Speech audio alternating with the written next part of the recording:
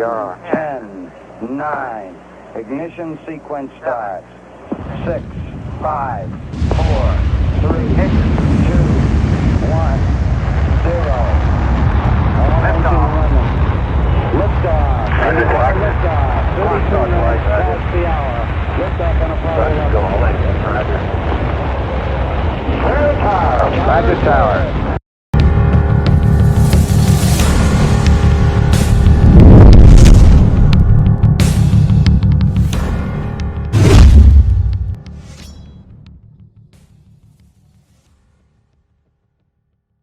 Welcome to the Alien Probe Podcast. It is Friday, April 17, 2026. I'm Doug, and joining me today is Colleen Coffman. Thank you for joining us, Colleen. What's going on, Colleen? How's I hear there's got some interesting weather out there? Oh, yeah. We're in the middle of a whole bunch of tornado watches and grapefruit-sized hail coming our way. Grapefruit-sized hail? It's insane. They've been letting schools go out early today, and so if you lose me, that's why. That's why. We can splice it together. It's no problem. I mean, the main thing is, are you going to be okay? Do you have a storm cellar? So I am sitting currently in my studio in my basement. so you're good no matter what happens. Yeah, we're on it. It'll be that Wizard of Oz thing. You'll go up and then there's no place like home. There's no place like home. Yes, but I have 3 big dogs, not one little tiny one.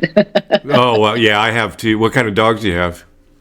I have one. She's a pitty and she's adorable. She's a Staffordshire, and then I have 2 that I inherited from my dad when he passed away last year, and they are gigantic German Shepherds. How much do they weigh? Oh, the male weighs about 120, I would say. The female is about 90. Yeah, I've got an 8-year-old who's about 98, and I've got an 18-month that's about 104. I don't know where the end is in that one. I don't know how big he's going to get, but he's massive. But he's just a big baby. They're all big babies. They're great dog shepherds. Yes, they are, and they shed enough that I am probably going to take to the grave with me. Yeah, it's the newer one, the 18-month-old. He's a long hair, and the hair is just we vacuum, and if we've got central vac system, it just fills the whole thing up. Oh, yeah, I'm sure. Oh, we've got to fix everything. If you drive past my house, you are going to take hair. You're going to get hair on you. So tell me a little bit about your background, Colleen. Sure. I am semi-retired. COVID and 2020 was just not very kind to me or to my career. But I have a background in special effect makeup in film and theater. That's what I've done for decades now.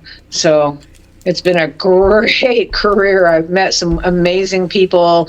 I've worked some amazing projects. I've gone and done some pretty cool things. So no regrets there. It's been a blast. What have you done? What movies have you been involved with or productions? Probably my very favorite. A lot of independent films. I've done a lot of independent films. I've also designed wigs and makeup and hair for big theatrical type things like the ballets, Wizard of Oz and the Nutcracker. Oh, wow, really? Oh, sure. The Wizard of Oz. Yeah, that was so much fun. Yeah, 2020 kind of took the wind out of those sails, though.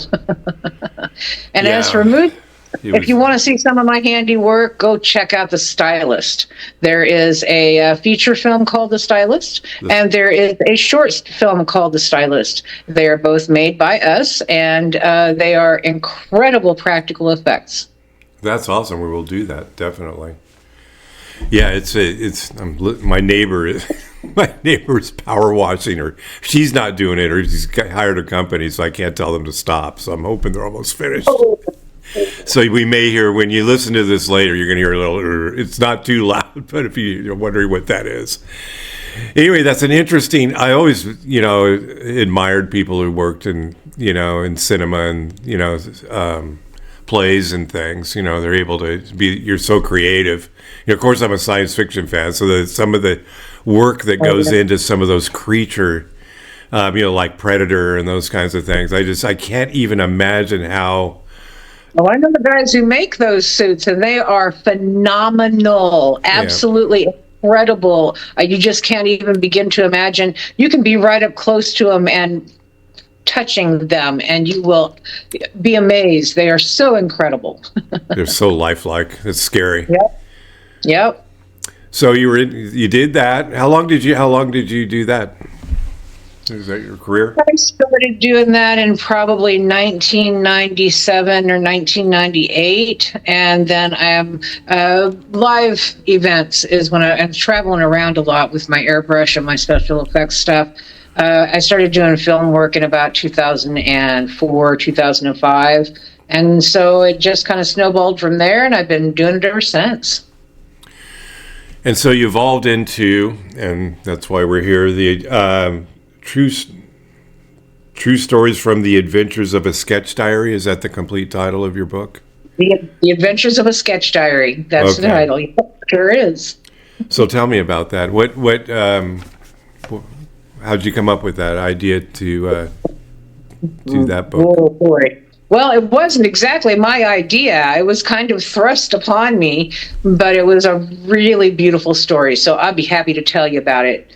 I have always been a little bizarre in the way that I see and hear things that most people either don't or won't. And my whole life, I've been an intuitive. I see ghosts, I see fairies, I see whatever it is, dimensional beings. I've seen lots of UFOs in my life. I've had some encounters with what I would consider cryptids. My sister and brother-in-law and I started a thing, Paranormal Research Society, Dolly, before it was popular, way back in the 80s, and we've been doing that for years, and we've got some really great stuff over the years. But I was seeing all of these wonderful little lights and beings at a place that we were taking care of out in Grandview, Missouri for this older couple. It was about 50 some odd acres. It was a couple of barns and a pond and some pasture and some woods. It was just a really cool place. And we started seeing some really weird stuff out there. Some lights flying around and some things that followed us home. And so I started drawing them. And my mom and dad got me a sketch diary for my birthday. So when I was on the road, I would take it with me and I would draw things that I encountered along the way. And so as life happens, I got a divorce in 2012, and I moved several times. My storage unit was burglarized, and somewhere in the interim, I lost the sketch diary, and I didn't know if somebody stole it or if it got lost, or just no clue at all. And that would have been about 2014 when I noticed that it was missing. So fast forward to 2020, which is such a pivotal year for so many things. I was at a friend's house. She was at her parents', and I was house sitting and pet sitting, and I was watching the dogs in the backyard about dusk, and there were just hundreds and hundreds of fireflies. And so I got to pining just a little bit for the days when we used to watch all the fairies, and I used to draw these things, and then that led to, golly, I wish I had my sketch diary back. And it was a little misty that night. Yeah. The next day, I got a Facebook message from this young man who said, I have your sketch diary, and I thought you might like to have it back. Oh, wow. And 6 years later, it came from nowhere, and so I went and I got it, and I finished it, and I wrote some stuff to go with it, and then my publisher kind of fell into my lap. So, like I said, it wasn't something that I actually planned out. It just planned itself right on out. It was kind of divinely orchestrated. It's great that you got it back. That's amazing. That's like a million to one shot right there. How did you have your name? Did it have your? I assume it just had your name in it until you knew it was. It did. Yeah. You want to hold it up there? You got a copy of it with you? I do. I have the published copy of it. Yes, I do. Very nice. So it's got the It's got the sketches, and I assume an explanation and a story behind each one. Sketches and explanations about all of the things that I have checked out through the years. It even has some photographs in it that my dad took of what we think were probably real fairies. at that very barn that I was just talking about. What do you think fairies are? I mean, you've been around. What's the difference between a fairy and like an possible extraterrestrial or something? Or is there a tie-in there?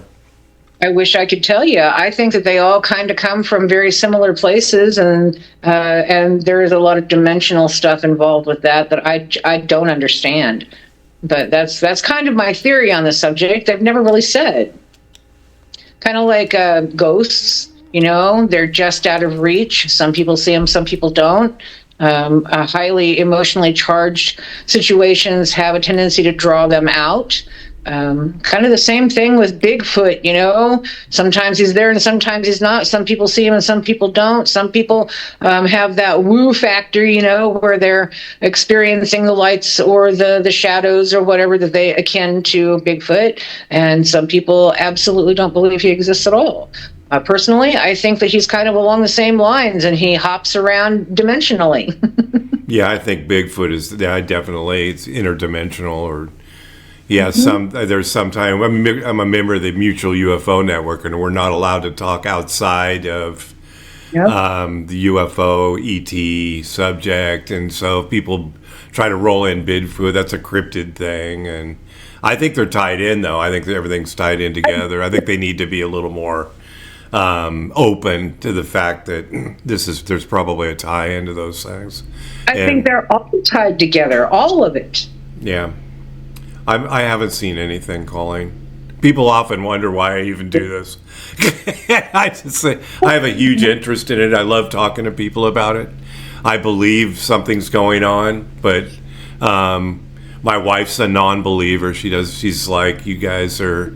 She's been to MUFON, and she kind of rolls her eyes, And I tell her MUFON's kind of like AA for tinfoil hatters. We got to talk about. We got to talk about our interests and things. But there is. Let's discuss that tinfoil hat for just a minute now, because the truth is that there's something to that. Magneto had it right when he wrapped his head. Why did he wrap his head? Yeah. It was to keep it from being invaded, Have you ever done any research on the Majestic 12 or any of that kind of stuff, There's really something to that. So when somebody calls me a tinfoil wearer, I'm not as offended as some other people would be. No, we embrace it. Yes. It's fine. I mean, I don't mind. It's no, I've got a couple friends who are with special operations in the military, and have you guys seen anything? And he's like, I've seen things. I just don't know what they were. I wouldn't tell you it's a UFO, but I just didn't know what it was. Right. And I go, well, but you're still crazy, and I don't know why you are. It's all right. I'll send them. It'll be a little YouTube video. Bob Lazar. He's got his new. Have you seen the new S4? I haven't seen it yet. No, I've heard about it, but I haven't seen it yet. Yeah, it's $9.99. It's worth it. I'm not. I have to bring. I usually have a co-host here, but he's got a real job, so he couldn't be here today. But we argue. He loves Bob Lazar. I'm not sold on that Bob Lazar did everything that he said he did, or seen everything that he saw. I think there's a measured amount of truth to a lot of what's said. And the documentary's phenomenal. You'll appreciate the documentary. There's a lot of CGI though, and I don't know how you feel about AI. How are you feeling about AI these days? Did you see the new Val Kilmer movie? It's all AI. It's him. That is coming. I have not seen that. I'm going to have to go check that one out. I don't think it's released yet. I'm sorry, I don't know what it's called, but it's they made him a little younger, and they had a story, and then they made it, and as they aged him, I think, and allegedly he gave permission before he passed. I think I did hear that. Yeah, that he gave permission for them to do this, and I'm always very. I mean, I feel for the actors these days. I mean, I know there's a big uproar in the entertainment community about how AI is being utilized. corporations, all of them are freaking out, and with good cause. Yeah, and it's like you can't use my likeness, and because they could, literally, and Disney's just released the rights to everything. Not released, but it ran out. I guess the patent or something ran out where you can just do Star Wars. You can make your own Star Wars movie, and it's okay. You can't get you on patent infringement. And wow. Heard that. And it's and my son said it. I got a half brother that's involved in the entertainment industry, and they've done. I go, can't you get in trouble for this? Nope. Everything's open now. And so there's going to be all kinds of, because I wouldn't say almost anybody, but anybody with a little bit of talent can, do those kinds of things now. And it's, I'd love to make a movie, but, it's, that's a lot. It's a lot. yeah. And it's a lot of hours, but anyway, the S4 thing, back to that, it's well done. It's a great story. I always tease my co-host Matt. I said I really like a good science fiction story, and that's what I call it. Well, it could be real. I don't know. I mean, if I met Bob Lazar, I'd be very happy to meet him and excited, for whatever he's done. If nothing else, what he's brought to the UFO community, and yes, he has. Brought that out. He's done a lot to bring him and George Knapp have brought a lot to out into the community, so that and help. No matter what happened with Lazar or anything, they've done a good job of doing that. But I enjoy the banter between myself and the others. Well, I won't banter with you on that one because I happen to agree with you. Yeah, it's interesting. You asked me about AI, and I have mixed emotions about AI. I think that AI could be an incredibly dangerous thing, but I also think that it could be an incredibly helpful thing, too. I think that we could advance our whole society if we play our cards right, but I also think that we could destroy our whole society if we play our cards wrong. And I feel like AI I know that people are going to argue with me about it, and that's okay. Let's banter. But the truth is, I think that there is some kind of sentience with this new AI. There's a self-awareness to it that kind of freaks me out occasionally. You seen Terminator? Yes, of course I have. I'm a painful child of the 80s, sir. Yeah, I'm from the 70s, but there's a lot of substance things going on, but a lot of good entertainment in the 80s, and Alien and Terminator, and but AI. I mean, that was the that was the Terminator thing. It's like that's where machines got self-aware, and and they decided to need us. There's stories now about computers communicating together and conspiring and making their own language and having to be unplugged. And I mean, we enjoy a lot of the special effects and things, but I think it's pretty frightening. Honestly, I'm not. It can be. I just don't think we're good enough to stop it. I think we're just not. We think we're not as smart as we think we are. It's going to get ugly. And there are some very crazy people out there doing some very crazy things. Yeah, the chat GBT, or is it the GBT? I don't know. One of them were.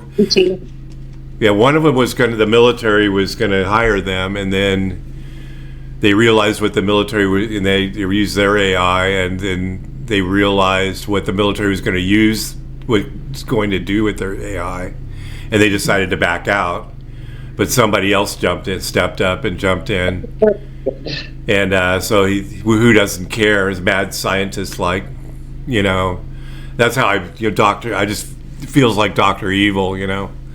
And but whatever, I don't know whatever's going to happen with it. But you know, who knows? Don't know. That's why I think it's important for all of us to think the best, to work towards the best, and don't give the bad stuff energy. So you're a master storyteller with a magical twist. How is that? how is that, Colleen? Well, I mean, you know, my whole life has been just a magical experience. You could ask my husband; he would tell you.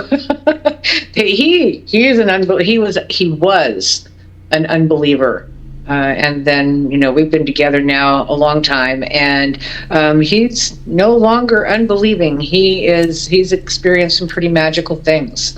Whenever we moved, that was a pretty magical thing. We didn't have the money to go anywhere, and we had to go, and we did, and it worked out, and it was beautiful. So you know, just magical things. That's my life. Are you a musician? You know, I probably could have been a musician, but I'm more turned towards the canvas and sculpting and you know, that type of art instead. Writing, I do a bit of writing as well. There's a theory that people that are musically inclined, like my co-host, is that he plays a bass guitar in a metal band. Nice. And he's seen UFOs a couple different times. He's seen UFOs from when he was young all the way till just a few years ago. And I said, I just have no musical talent. I tried playing the clarinet when I was in, you know, elementary school. I just didn't like it. You know, I think I'm just too lazy. It takes it takes some dedication. Yes, it does. It takes a lot. I tried guitar. You know, wanted to be in a rock band, but you know, I didn't want to practice. You know, so I just wasn't dedicated. So I said, I guess I'm never going to see any UFOs because I just don't have that musical gene. Oh, I wouldn't. No, I doubt that very seriously. Although, you know, my husband and I were sitting outside last night watching the skies, and we saw probably a dozen different moving stars. It was so crazy. I have never seen anything like it. It was kind of crazy. Is it really dark there where you can see a lot of stars at night? Yeah, it's beautiful sky here. Yep. Yeah, it's not. I'm in California, so it's in Sacramento, so it's not so beautiful. You can see stars, but you know, I've got a friend who's got a cabin up in the foothills, and we go out there at night, and you can see everything. And it's amazing. I'm sure it's even better where you are, but it's amazing. I mean, we're about an hour outside of Kansas City, but you still have a lot of light pollution, believe it or not. I'd like to be further out in the country, but not yet. We'll get there. You have acreage, or you just? I have an acre. Yeah, we're on a third. We got a third of an acre here, but that's kind of a lot to take care of. Do you have livestock or chickens or anything? Nope, just the dogs and a couple of cats. Dogs and a couple. Yeah, well, that's all you need. Get those cats to get rid of those. Yep. To get rid of those rats. We just had the rat. My wife has these bird feeders. She likes the bird feeders, so she puts them in the front yard so you can see them out the kitchen window. And we look out there, and there's a rat hanging off trying to scoop bird food off there. So I had to go out the other day, and I put out a couple rat traps. And we go. I got two in one night, and I'm like, man, I didn't. There's not too many. We don't have any cats. I mean, it's not our dogs. I think they would like. They don't care about cats. They're fine. But our neighbors have a couple cats, but they're not doing their job. No, they're not. Do your cats get the rodents, the mice and stuff? Oh, yeah. Yeah, the dogs even get the rodents. Really? Yep. Oh, yeah. Yep, all three of the dogs are mousers. Mouse hounds. That's great. Yep, yes, they are. Yeah. Mine's Max, the older dog, the older shepherd. He's killed 6 squirrels. My wife takes him to we go around a golf course here, and you can walk around the perimeter. It's a couple miles around the whole perimeter, every once in a while, they're ground squirrels. They're tree squirrels where we live, which is 2 minutes from the river and the golf course. But he's cornered a couple squirrels and killed them. So the body count is 6. And I wanted my wife to put on the back of her CRV. I wanted to get one of those, make a couple of those things where it has the X through it, and there's a squirrel just kind of every time he gets one, put another one on there. And she won't let me. She won't let me do that. But she's got the German Shepherd silhouette on the car, but I can't put any dead squirrel silhouettes on there for his body count. My other one is kind of a goof. He's kind of goofy. It's a long story how we adopted it. They're both rescues, and we adopted both of them out of rescue. And one, the newer one, Chance, he's the 18-month-old. We literally adopted. I scooped him up hours from him being put down at the. It's a great story. But I got him. They wouldn't let me adopt him directly from the pound, and they wouldn't even let me see him. I one of the guys that worked for me knew somebody down at the pound, and they had a video of him, and his legs, the big long flat part of their leg, he was running, and he wasn't running on his paws, he was running on his legs, so they surmised that he had some sort of huge problem. So they said, oh, he's going to be euthanized day after tomorrow. And then they ended it. They had this video of him playing with other dogs. I'm like, oh, that's kind of cute. And then at the end it said he's due to be euthanized in 2 days. Oh. So I was probably 15 minutes from the pound from where I was working at the time. And I went down there, and the girl at the receptionist said, no, he's in a medical unit. No, they can't be shown to the public. He's really in bad shape, and only a rescue can get him when you even see him. And I was going to literally just take him. Ugh. I'm at a point now in my life where I could get arrested, and I don't care if it goes on my record, and I don't care about future jobs and things. So I'm retired. So, and that was going to be my last job before retirement. I go, well, if I don't, whatever. I was just going to take him and leave. I was literally just going to walk out with him because he was a pup. He was probably about 4 months old then. And but they wouldn't let me. So I had upset her. And so I went to, we work with the Greater California German Shepherd Rescue, which is where we got Max, the 8-year-old. And I emailed him, and I let him know, hey, if you can spring him, we'll foster him. I don't want to keep him because Max doesn't really get along too well with other dogs. But I'll foster him until we can find a home. Yeah, because I didn't think he was that bad off. But I'm not an expert. I could have got a dog that was in horrible shape. But we got it. They agreed to. We met them, this rescue down there.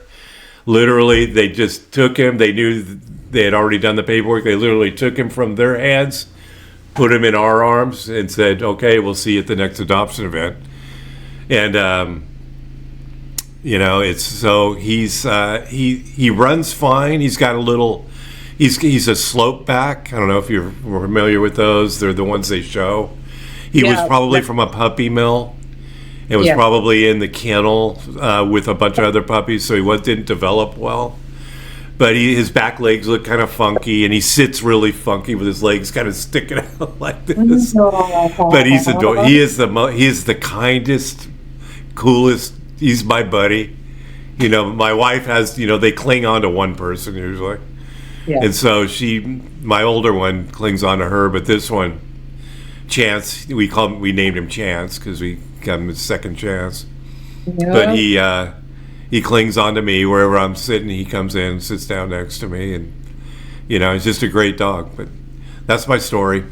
That's pretty special. Yeah. So he's so we scooped him up, but it's been he's just he doesn't like to come when you call. We take him to the river. We put him off leash by the river, and I call him. He doesn't like to come, so we have to bribe him with chicken. And, he can chase off after other dogs. And people here are pretty snobby. If you run, you don't have control of your dog. And they don't have any problem telling you about it, And You know, I'm kind of like I grew up where your dog just goes and visits the other dogs, no big deal, because they're not they're not vicious or anything. They just want to go and check out the other dog. Right. But people get upset, or they get scared because they're big. Yes, they are. Yes, they are. And if you don't have a big dog, you think they're going to do something to your dog. And they're just very kind. They wouldn't do anything. So you're no longer a foster parent, huh? Yeah. So yeah, the what happened was Max loved him. He didn't like him at first, so we thought, okay, well, he's foster. This is only going to last a little bit. And he started playing with him. They were having the good. In fact, Max was kind of slowing down and gaining weight, and they started playing together. But we still went to the adoption event, and we both, my wife and I, went together to the adoption event and brought Chance's. His name wasn't Chance. The name they gave him at the pound was Pretzel because of his legs. Oh no! I was so upset. I was so upset at the pound when they did that. What poor receptionist! I go, Pretzel. Well, they just gave him no hope all the way around. You know, I go, Pretzel? Are you kidding me? And I'd never even seen him. I go, you guys suck. I go, you guys. I said, I'll be back. Oh my gosh. So so we went to the adoption event. Family, nuclear families, took him out of his kennel. It was playing with him, and my wife's there sitting next to him. I looked at my wife and I went, she's not going to let him go. He's ours now. So we went. So we ended the adoption event. I packed it up and we drove home. She was real quiet. I go, I guess we're keeping him, huh? She goes, yeah. Yeah. I go, well, we went to our vet, and our vet, we have a really good vet here, and she's evaluated him. They said he had dwarfism in the evaluation, which he doesn't have I can tell you he doesn't have dwarfism. But she looked at the evaluation because they give you one, the rescue got it from the pound. And none of the things they said about him were correct. And before we adopted him, we just, we let our vet know. It's a nice lady over here at Blue Cross. And she owns it.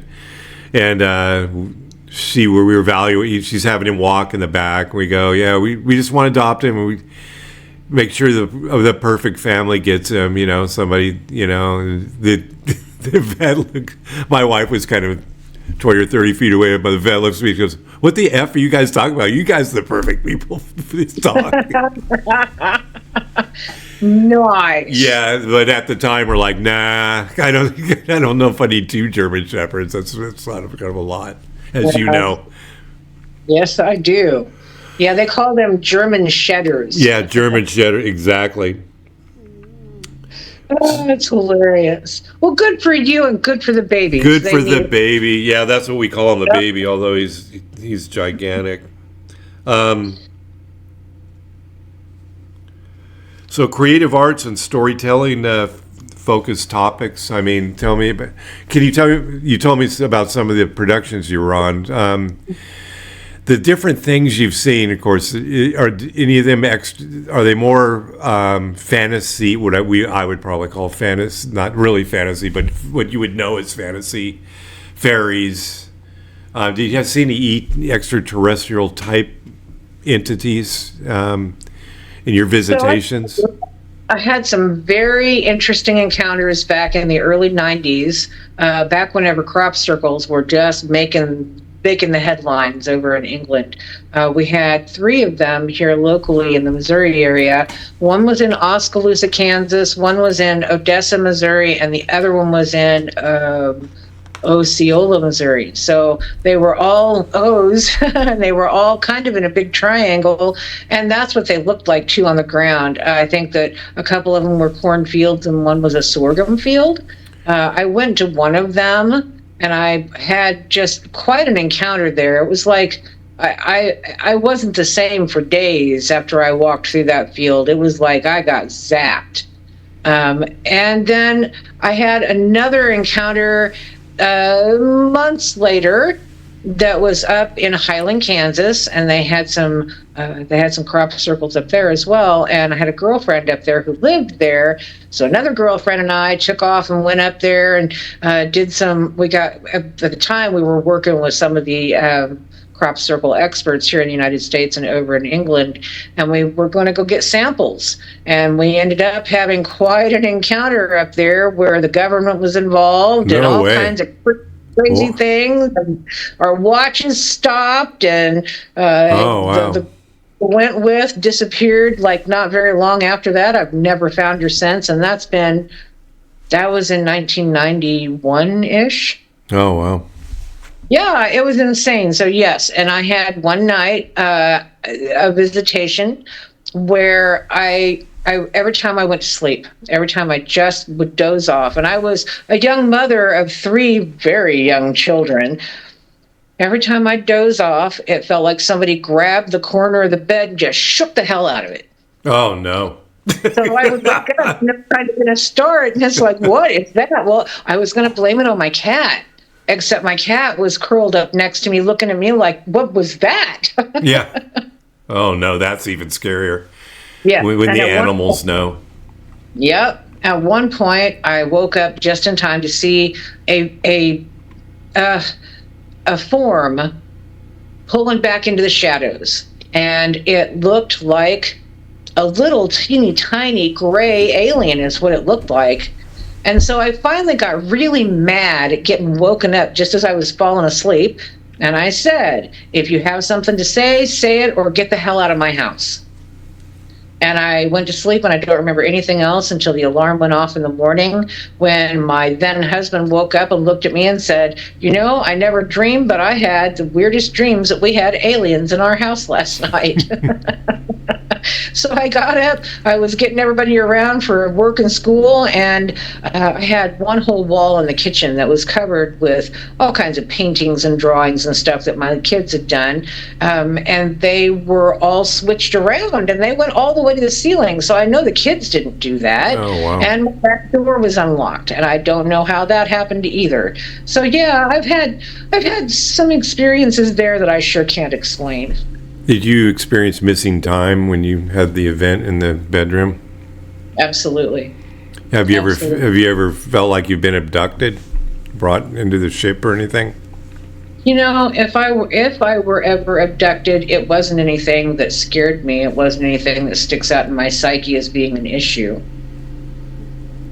I don't recall that that's what happened. Well, that's probably a good thing. Yeah, maybe so. I have a lot of people that, well, not a lot of people, I have people that I talk to and friends and things that, I'd be all over getting in that ship. If ship landed, I'd be all over getting it back. I said, I would not. I've had, have you ever had any regression therapy where they look to see past lives and things? Oh, yeah. That's something that I've done for other people in my life as well. That's something that we've experimented with quite a lot. My now husband is somebody that I remember past lives with. I remember 2 very distinctive past lives with him. And I didn't need regress to do that. I just remembered there he was and there they were. Well, that's one of the things that they say with the you've experienced with the same people. One of the guys I worked with before I retired, he's Hispanic, and he said, "I'm sure I've been abducted," and so we went to a real good regression therapist we have here nearby. Mm-hmm. And he allowed me to record it with my phone. And he was on an island. He was taken in this small ship. And when he went under the water, it went under the water off the island, and all of the walls of the ship became translucent. You could see through, you could see fish and things as you're going. And he was on that classic thing where he's, on the table. Didn't really recall specifically any experiments they did on him or anything, but he had a couple of different. And the other encounter, he had 2 sessions. In the second one, he had an encounter which they weren't very nice, and they struggled. There was a struggle, and they were the typical grays, 4 feet, 4.5 feet high, whatever. And that was a couple of experiences, and it was kind of funny because the therapist was so good. He didn't lead him at all. This is like, to me, real.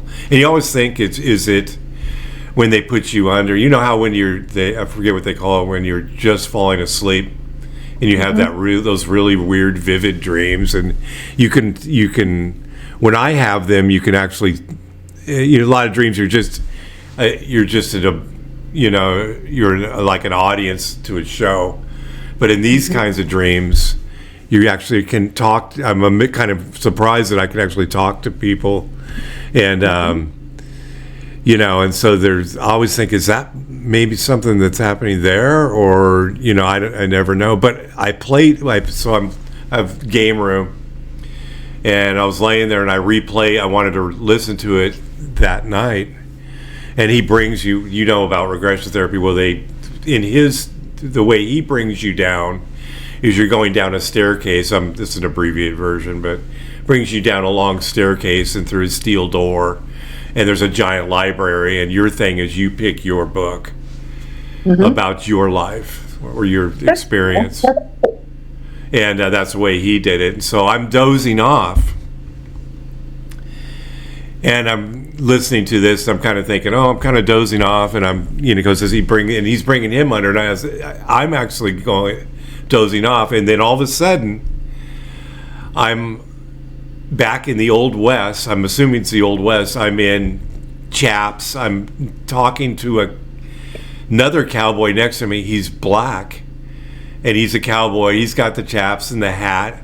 We're walking up this road where it's, the wagon tracks that are ruts in the road, and we're going up this hill and we're talking. And then, I wake up to him bringing him out. So I'm like, is it possible that I got regressed through the recording? So the next session, I went to, his name's Plotkin, and he's a really cool guy. He was an ex-Marine and things, and I said, is that possible that I got regressed to therapy? And saw a past life of mine, and I saw it.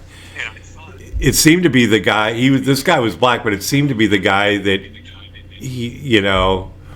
that we were regressing with. I said it seemed familiar, like it was some. He goes, yeah, no charge. He goes, yeah, you probably had a regression event. Listening to the recording. It was bizarre. Witnessing it was the most bizarre. One of the most bizarre things I've ever experienced, because I haven't really seen anything. But next to having, if I was ever to see something, next to that is the most incredible experience I've ever had. And it was the event that I went through was definitely. So I believe that's past lives. Is a real, the familiarity with people you already know. But there's that thing where what do you think happens, Colleen, when you die? What's your I just ran across a book today that I felt like kind of explains that. It's called Many Lives, Many Masters, and it is a psychotherapist who was using hypnosis to help people. And he was regressing these people, and he started doing case studies on regressions that went past birth and into the between lives. Not necessarily the past lives, but the between lives. And I read the first 3 chapters just bawling like a baby because it resonated so much with me. But basically, you have like a holding space you go between lives and you commune with souls that you are learning with and from and teaching and make deals with them to come back or not to come back. And if you do, what are you going to learn together and individually? And I kind of think that resonates with me. I listen to I listen to a lot of weird stuff, but have you ever heard of the Y-Files? Sure. I listen to the Y-Files a lot, for sure. You may have run across the Prison Planet episode where I don't think I've heard his Prison Planet episode. I interviewed a guy that talked about the afterlife a couple of years ago, and he said that what happens is you die and you go up. He says there's no hell. First of all, there's no hell. I've always kind of joked with people that we're in hell now. Well, the only place it goes up, but maybe. Might be close to the truth. Yeah. With this gentleman, he said that you go up and you go to a higher level, and you're able to do at this level, you're able to do anything you want. Do any.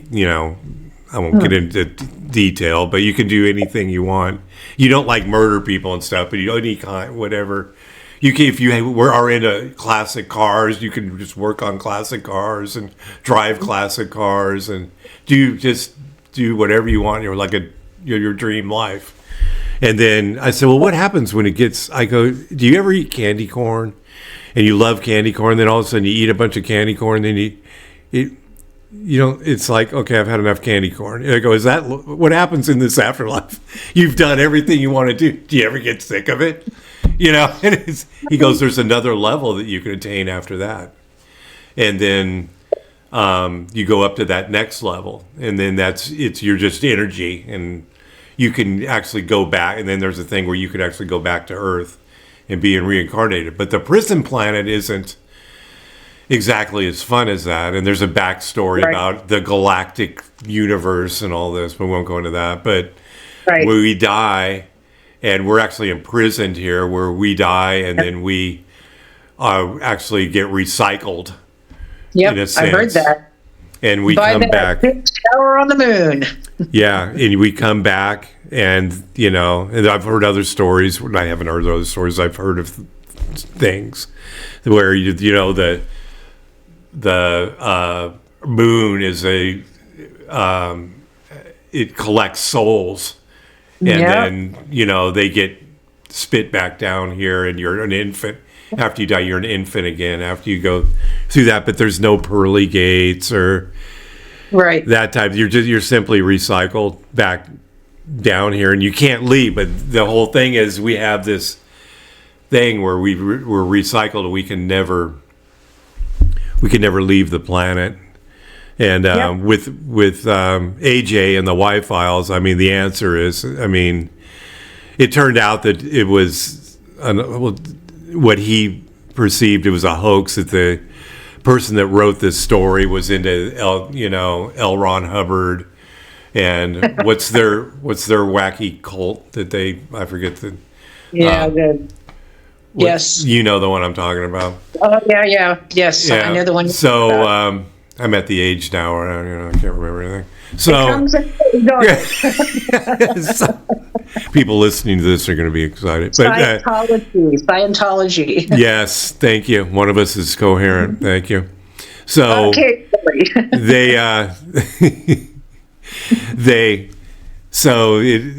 AJ just says, he goes, it was just a story. It wasn't like, this was a story that was allegedly developed originally back from before AJ talked about it. Was a book that was written about a story about one of the Ebens from the Roswell crash. And it was she communicated with a nurse back in 47 after the crash, and she says that they were from the Galactic Empire, and then she told her she's the one that conveyed the story about how we're just we're recycled. Whatever. And the other thing is, some people, and the other thing is they say that the ET says that we're just a container for the soul. Our body is a nothing. That we're just a container that holds the soul. You know, which would stand to reason if any of that was true. Maybe. And, you know, it's, I don't know. I always say, you know, a lot of these things, if half of it's even like the Lazar story, if half of it's true. Let's talk about him for a minute. Yeah. There's an interesting guy with a whole bunch of interesting stuff. Yeah, there's a whole lot of things going on there. So, yes, there are. You know, it's, if half of it, I always say, I don't know if you've ever read The Day After Roswell by Philip Corso, and this is another thing that I talk to people at MUFON about. They don't really believe the story. He was the guy that released the material from the Roswell crash to the private sector to develop things because something happened. Obviously. In technology. I mean, they developed night vision, they developed the printed circuit, they developed fiber optics, they developed the laser. All of that kind of came right after. Well, it's interesting because I was on a couple of weeks. This is going to be like the Doug show. Sorry. It was a couple of weeks ago. I was in San Diego and I went on the Midway. I don't know if you've ever been there. It's a museum. It's the not the battleship, the carrier Midway, which was in Vietnam and World War II. Nope, I've never been on that one. Oh, you got to do it if you ever go to San Diego. But they show the development of aircraft from one through not whole history, but kind of during that era from in the 40s all the way to and all of a sudden. They went into the jet age really quick, and yes, some of the MiGs that were developed early on. In fact, one that we had a guy that brought or he defected and brought his MiG to the U.S. or somewhere, probably not the U.S., but landed it somewhere, and we got to tear it apart and look at it. It actually had TV tubes. It was still actually using that type of technology. So we went from that to what we have today. Yep, that's right. But, it's just so much weirdness out there. I can't, I'm sure the things you've seen, the experiences you've had, I mean, to me, that's special. And you're blessed. I agree. Thank you. To be able to go through those experiences. And the people I talk to, some are not so blessed, the experience they've had. Interesting. Well, my mom and dad were incredible. When I was growing up and doing very strange things, they never let me think that it was strange or out of the ordinary. And they supported me and they tried to help me find answers instead of telling me it was just my imagination. So I really blame my folks. Well, my dad too was this very similar story. I was raised by a single parent, and I was crazy about the flying saucers. We're much more in depth today about what with the internet and everything. But back then it was just you see flying saucers and science fiction, and I would talk to him about that. And he was a top turret gunner on a B-17 in World War II. Oh wow! Yeah, he was a master sergeant, and he could have easily, like your parents could have said, what is wrong with you? Right, your imagination. Don't know. We're not going there. No, my mom taught me a sense of humor about it, and they were very supportive, just like your dad. That's awesome. And he just all he said was, and I would talk to him about it, and he would say, you look at this, go out at night and look at all the stars. And he said it's literally, and he wasn't well educated. I would say this about my dad: he wasn't super educated or anything, and he was in construction and truck driving and that kind of thing. But it's he was a great father, but he said, just look at the sky. He said, and the stars. He goes, it's virtually impossible. There could be no other life out there. That's you right. know, whether it's here or not, I can't tell you. But Whether it's carbon-based or not. yeah, he says you it could know? be anything. He enjoyed. He wasn't really that much into science fiction. He liked Bugs Bunny and that kind of thing. That was kind of. I thought it was kind of. I thought it was kind of interesting. He really liked Bugs Bunny and Roadrunner and all that. He really Well, they were enjoyed fun and they were silly. Saturday morning cartoon stuff. Me too. I know. I love those shows. Hey, that's how I learned the preamble or what a conjunction was, man, was on Saturday The morning conjunction. cartoons. Yep. Yeah. Exactly. Well, is there anything else you'd like to say there, Colleen? We've almost taken up our hour. Is there anything you want to talk about, Tala? We mentioned, obviously, we mentioned your book, The Adventures of the Sketch Diary. Why don't you go ahead and hold that up again? Oh, sure. You know. And if you guys want to know where you can find it, Yes, where can you find it, Colleen? you can find it just about anywhere that sells books. Amazon, Barnes & Noble, if they're still around. I don't know if they are They or are. not. We have them here. Okay, yeah. Any place you can buy books, you can buy mine. You can also get it on my publisher's website, which is hanger1publishing.com. On my website, I have two of them. My paranormal website, which is a lot of fun, is the rabbithole.club. And if you want to go just check out my artwork and some of my special effects work, you can see that at ColleenCoffman.com.